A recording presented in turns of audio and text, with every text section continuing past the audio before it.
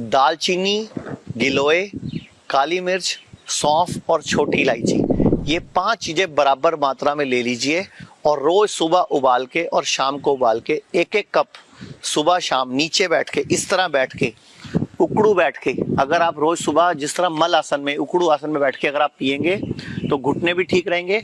और जब ये मौसम बदलता है, जैसे अभी मानसून का मौसम है, बारिशें चल रही है, इस मौसम में जो हमें वायरल फीवर आता है, जुकाम लगता है, इम्यूनिटी वीक होती है क्योंकि बॉडी अपने अंदर के सेल्स को बदल रही है, उस वक्त पे ये काढ़ा आपके लिए रामबाण काम करेगा।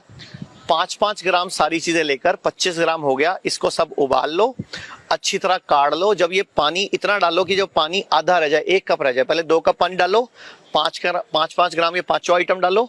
जब पानी आधा रह जाए, रोज सुबह शाम, इस मौसम में जब भी बारिशें चल रही हो, मौसम बदल रहा हो, सावन का महीना हो, तो ये पीना है। तो उस टाइम जो मौसमी बुखार, टाइफाइड या निमोनिया, ये चीजें जो आप सुनने को देखते हो, मिलती हैं आपको सुनने को, ये चीजें इस मौसम में आप नहीं सुनोगे। नंगे पांव घास पे चलना और इस तरह 8 की आकृति बनाना, ये देखिए आप, ये जब मैं घूमूंगा पार्क में नंगे पांव सुबह सुबह घास पे, तो ऐसी आकृति बनानी है जिसको हम 8 बोलते हैं, 8।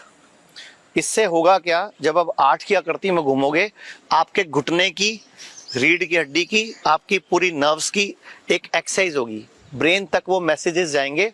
एक तो कभी घुटने नहीं खराब होंगे आपके, कभी आपकी रीढ़ की हड्डी में कोई दर्द नहीं होगा, डॉक्टर कभी घुटनों के ऑपरेशन के लिए नहीं बोलेगा क्योंकि आपकी एक्सरसाइज हो रही है। और इसके अलावा अगर यही 8 जो मैं सीधा घूम के कर रहा हूं, अगर आपको अपना ब्रेन तेज करना है तो यही 8 आप क्या करेंगे, उल्टा घूम के बनाएंगे। उल्टा घूम के, जैसे मैं पता क्या लोगों को बोलता हूं कि अगर अपना ब्रेन डेवलप करना है तो हफ्ते में 1 दिन या 2 दिन उल्टे हाथ से ब्रश करो।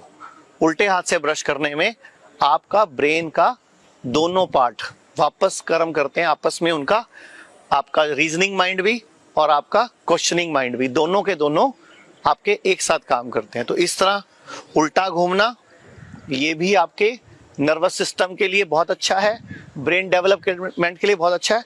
और सबसे बड़ी बात, नंगे पांव घास पे घूमना, ये बहुत इंपॉर्टेंट है।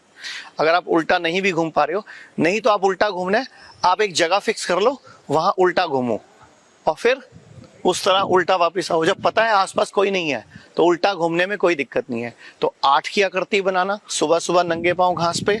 और इस तरह जब हम नंगे पांव घास पे होते हैं तो ये 0 वोल्ट में रहते हैं।